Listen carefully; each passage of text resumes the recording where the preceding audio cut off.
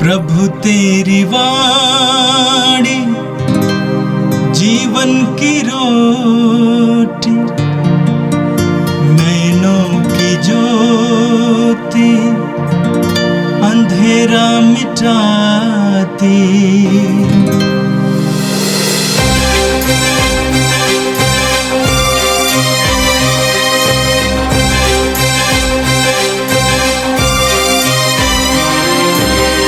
प्रभु तेरी वाणी जीवन की रोटी, नैनों की ज्योति अंधेरा मिटाती। प्रभु तेरी वाणी जीवन की रोटी, नैनों की ज्योति अंधेरा मिटाती। वाणी वाणी वाणी वाणी वाणी पवित्र है, शाश्वत है, जीवन का मन्ना है। 4 सितंबर शनिवार। पहला पाठ कोलोसियों के नाम संत पौलुस का पत्र, अध्याय 1, पद संख्याएं 21 से लेकर 23 तक। आप लोग भी अपने कुकर्मों के कारण ईश्वर से दूर हो गए थे और आपके मन में ईश्वर की शत्रुता भर गई थी। किंतु अब मसीह ने अपने मरणशील शरीर की मृत्यु द्वारा ईश्वर से आपका मेल कराया है, जिससे वह आपको पवित्र, निर्दोष और अनिंद बनाकर ईश्वर के सामने प्रस्तुत कर सके। किंतु आपको विश्वास में दृढ़ और अटल बनना रहना चाहिए और उस आशा से विचलित नहीं होना चाहिए जो आपको सुसमाचार द्वारा दिलाई गई है। वह सुसमाचार आकाश के नीचे की समतल सृष्टि को सुनाया गया है और मैं पौलुस उसका सेवक बना हूँ। यह प्रभु की वाणी है। संत लूकास के अनुसार पवित्र सुसमाचार अध्याय 6 वाक्य संख्या 1 से लेकर 5 तक। ईसा किसी विश्राम के दिन गेहूं के खेतों से होकर जा रहे थे। उनके शिष्य बालें तोड़कर और हाथ से मसल कर खाते थे। कुछ फरीसियों ने कहा, जो काम विश्राम के दिन मना है, तुम क्यों वही कर रहे हो? ईसा ने उन्हें उत्तर दिया, क्या तुम लोगों ने यह नहीं पढ़ा कि जब दाऊद और उसके साथियों को भूख लगी तो दाऊद ने क्या क्या किया था? उन्होंने ईश मंदिर में जाकर भेंट की रोटियां उठा ली, उन्हें स्वयं खाया तथा अपने साथियों को भी खिलाया। याजकों को छोड़ किसी और को उन्हें खाने की आज्ञा तो नहीं है। और ईसा ने उनसे कहा, मानव पुत्र विश्राम के दिन का स्वामी है। यह प्रभु का पवित्र सुसमाचार है। ख्रिस्त प्रभु की जय।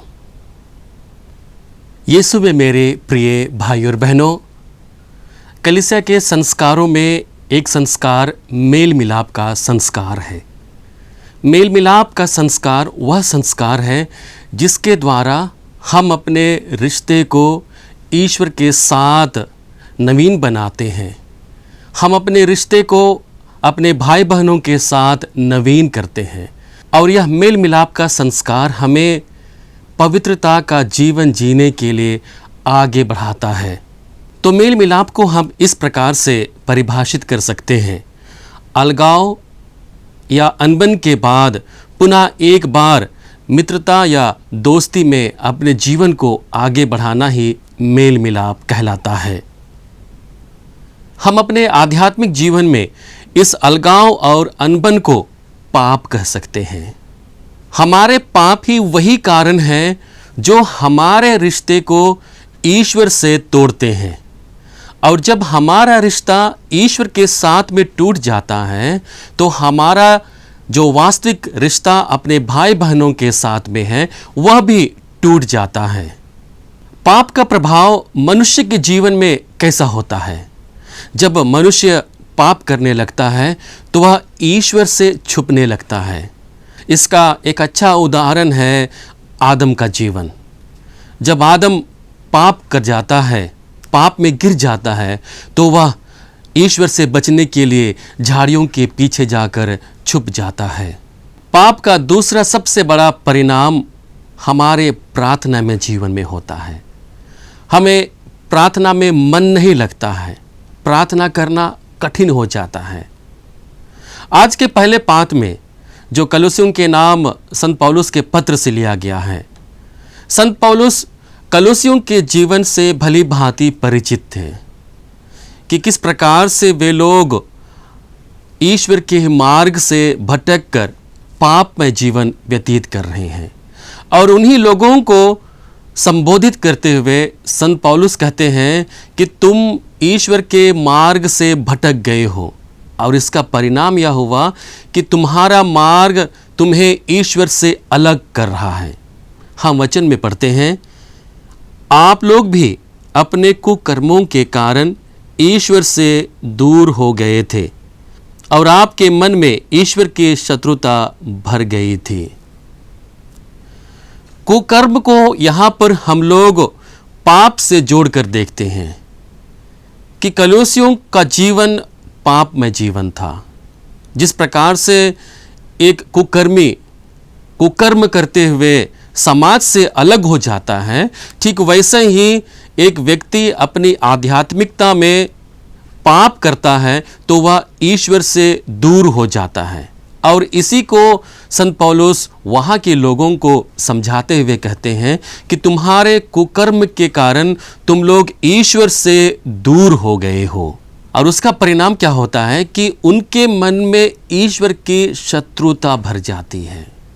लेकिन संत पौलुस उन्हें यह भी बताते हैं कि तुम्हारे इस जीवन से तुमको उठाने के लिए और तुमको अनंत जीवन के भागी बनाने के लिए ईश्वर अपने एकमात्र पुत्र यीशु मसीह को तुम्हारे लिए भेजा है, और वह अपने जीवन के द्वारा तुम्हारे मरणशील स्वभाव को अनंत जीवन की ओर ले जाता है।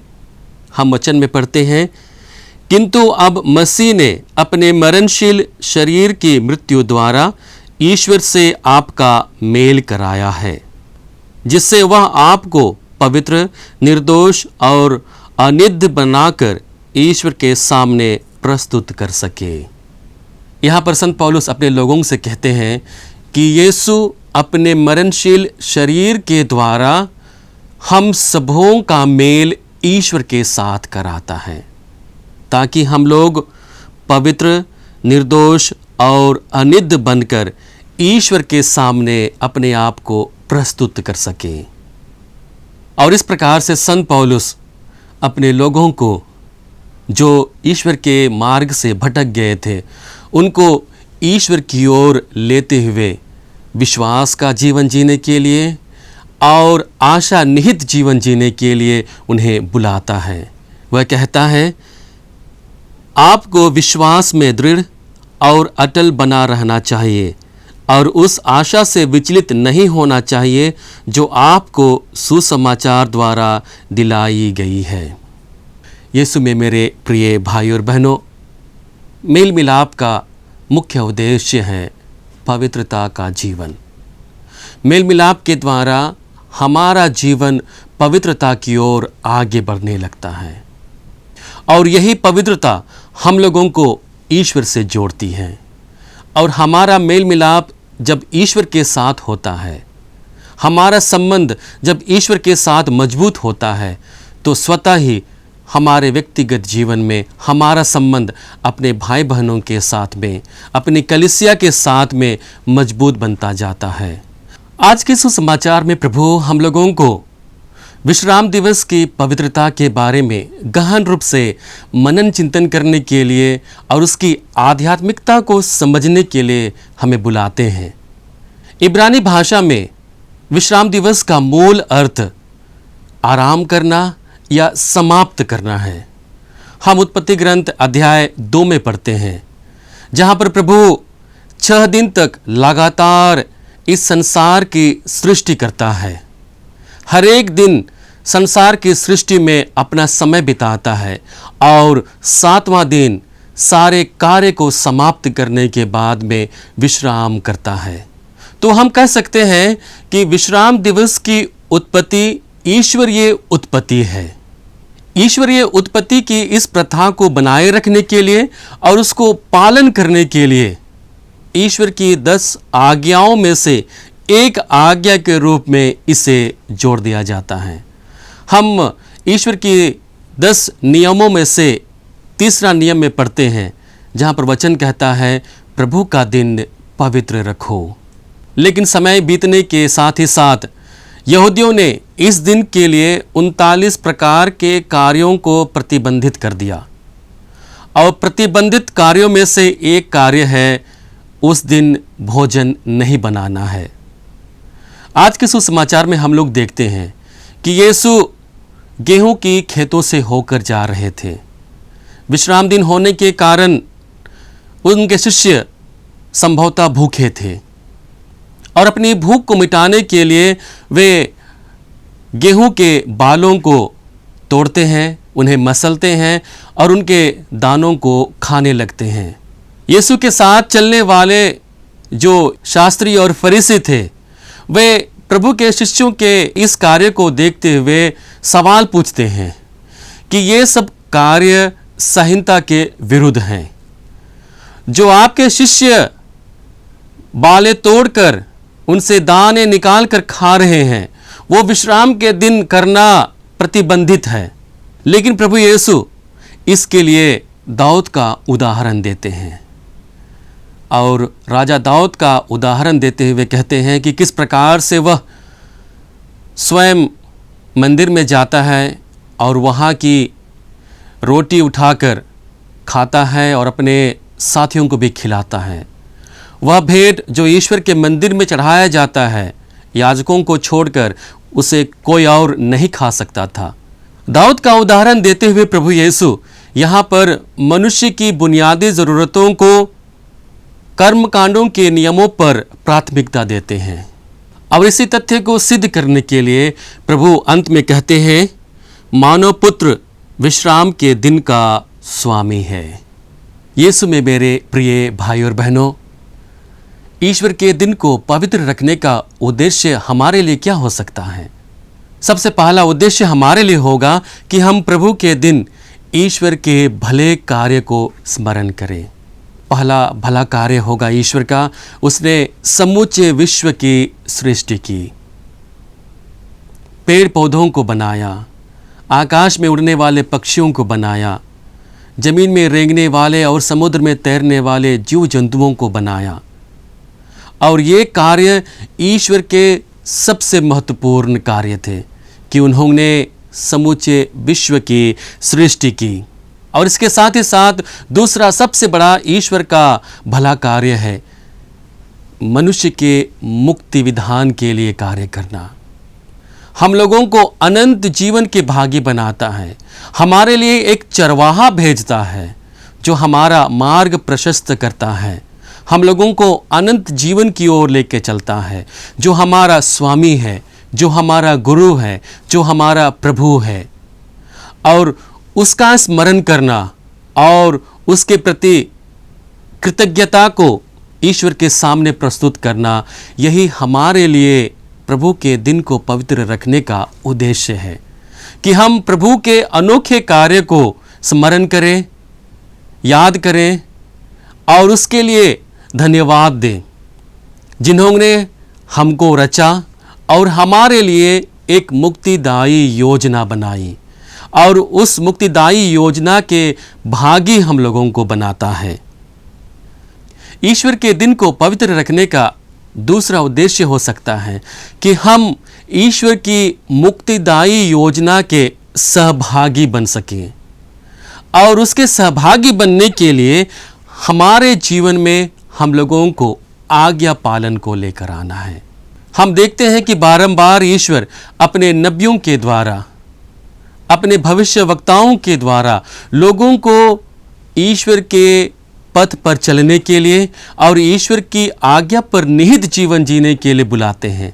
अर्थात ईश्वर आज्ञा पालन का जीवन जीने के लिए हमें बुलाते हैं, और उसके साथ ही साथ पवित्रता का जीवन जीने के लिए हमें बुलाते हैं, जिसको आज हम लोगों ने पहले पाठ में देखा कि किस प्रकार से संत पौलुस कलोसियों को पवित्रता का जीवन जीने के लिए बुलाते हैं। क्यों बुलाते हैं?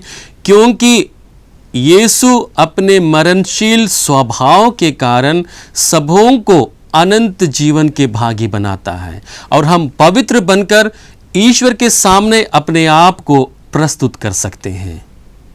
यीशु में मेरे प्रिय भाई और बहनों, एक मसीही विश्वासी होने के नाते विश्राम दिवस के रूप में हम लोग रविवार का दिन मनाते हैं और उस दिन हम विशेष रूप से पवित्र मिस्सा पूजा बलिदान में भाग लेकर ईश्वरीय योजनाओं पर मनन चिंतन करते हैं और ईश्वरीय योजनाओं पर निहित अपने जीवन को बिताने के लिए वचनबद्ध होते हैं और ईश्वरीय योजनाओं पर निहित जीवन जीने के लिए अपने आप को तैयार करते हैं। और विश्राम दिवस का सबसे पहला उद्देश्य है कि मनुष्य पवित्र बने और पवित्रता की ओर आगे बढ़े। लेकिन जब से हमारे बीच कोरोना महामारी का यह प्रकोप आया है, बहुत सारे गिरजाघर बंद हैं। जो सभाएं होती थी, प्रार्थना सभाएं होती थी, वे सब कुछ बंद हो चुकी हैं। आज हम लोगों को विशेष रूप से अपने व्यक्तिगत जीवन को, अपने आध्यात्मिक जीवन को परख कर देखने की ज़रूरत है। क्या मैं बगैर गिरजा गए हुए, बगैर ईश्वर के शरीर और रक्त को ग्रहण किए पवित्रता का जीवन जीने में सक्षम हूँ? और उस जीवन को जीने के लिए मैं किस प्रकार का कार्य शैली अपने जीवन में लेकर आता हूँ, किस प्रकार की संभावनाओं को अपने जीवन में लागू करता हूँ। और जब हम इस विकट परिस्थिति में अपने आप को ईश्वर के सम्मुख पाते हैं तो हम ईश्वर का धन्यवाद करें।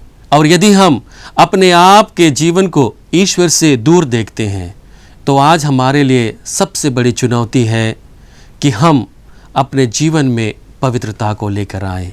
आइए हम प्रभु से प्रार्थना करें कि प्रभु हमें बल दे कि हम जीवन के हर एक परिस्थिति में ईश्वर की आज्ञाओं का पालन कर सकें और पवित्रता का जीवन जीते हुए हम ईश्वर के राज में प्रवेश कर सकें। हे सर्वशक्तिमान पिता, हम धन्यवाद देते हैं आज के सुंदर दिन के लिए, आपसे मिले हुए हर एक वरदानों के लिए प्रभु हम धन्यवाद देते हैं। तो आज हमें अपने इस पवित्र वचन के द्वारा स्पर्श कर रहा है। प्रभु हमें बल दे कि हम जिस प्रकार से इन वचनों पर मनन चिंतन कर रहे हैं, प्रभु हम पवित्रता में आगे बढ़ सकें, तेरी योजना को अपने जीवन में साकार करने के लिए सक्षम बन सकें।